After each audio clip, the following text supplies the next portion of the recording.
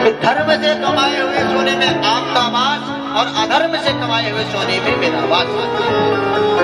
परमात्मा ने कहा ठीक है, तुम्हारी इच्छा है यदि तो मैं तुम्हें ये भी वरदान देता हूँ कि धर्म से कमाए हुए सोने में मेरा वास रहेगा और अधर्म से कमाए हुए स्वर्ण में तुम्हारा वास रहेगा। अब इतना सुंदर के तुरंत ही परमात्मा वहां से आगे कहते हैं, जैसे ऐसा था तो जो मुकुट उन्होंने धारण कर रखा था वो मुकुट भी अधर्म का था, वो मुकुट भी अधर्म से कमाया हुआ था। तुरंत ही वह कहने लगे, इस राज मुकुट को भी देख करके तुरंत कलयुग सवार हुआ। अब राजा आगे आगे चलने लगे। जब आगे गए तो आगे जाकर के क्या देखा, सुंदर शमीक मुनि का आश्रम है, वहां जहां बैठ करके वो तपस्या समाधि इत्यादि लगाए हुए हैं। और उस ज्ञान तपस्या समाधि को देखकर, ज्ञान तपस्या समाधि इत्यादि को देखकर वहां पर वो बंधन करते हैं और उन्होंने मांगा जल।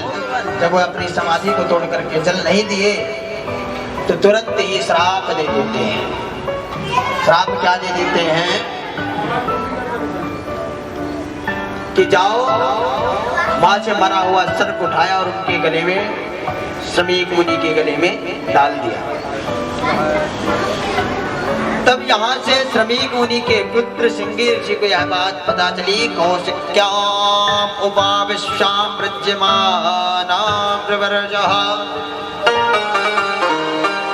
इति लंघित मर्यादा तच्चकासत् मे हनि। कहते हैं कि जिस राजा ने मेरे पिता का अपमान किया है, जिस राजा ने मेरे पिता का इस प्रकार से सांत्वना प्रदान की है, दंड दिया है, मैं श्राप देता हूं कि वो राजा जाकर के आज से 7वें दिन उसकी मृत्यु हो जाए।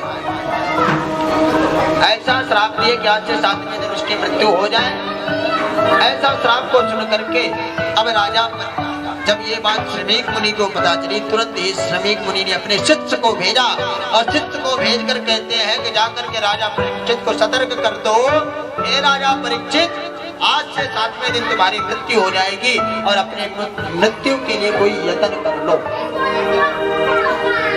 अब राजा को जब यह बात पता चली, राजा बड़े प्रसन्न हुए और राजा हंसने लगे।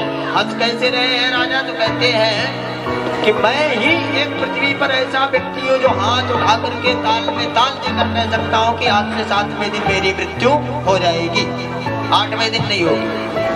कलयुग का ऐसा प्राणी कोई भी नहीं जो बता सके कि मेरी मृत्यु इस दिन होगी। लेकिन राजा परीक्षित एक ऐसे प्राणी थे जिन्होंने ताल ठोक करके कह सकते थे कि मेरी मृत्यु आज से 7वें दिन होगी। लेकिन एक बात और निश्चित है कि 7 दिन में हम सबको भी जाना है। जाओगी भैया कि नहीं? 7 दिन में ही सबको जाना है, 8वें दिन किसी को नहीं जाना है। कि जाओगी 8वें दिन जाओगी, 7वें दिन ही जाना है ना। तो दोनों हाथों को उठाओ, बोले राधे राधे। आवाज नहीं आई भैया, राधे। हाँ, कहते हैं 8वें दिन कोई भी नहीं जाता, 7वें दिन ही सबका जाना सुनिश्चित है।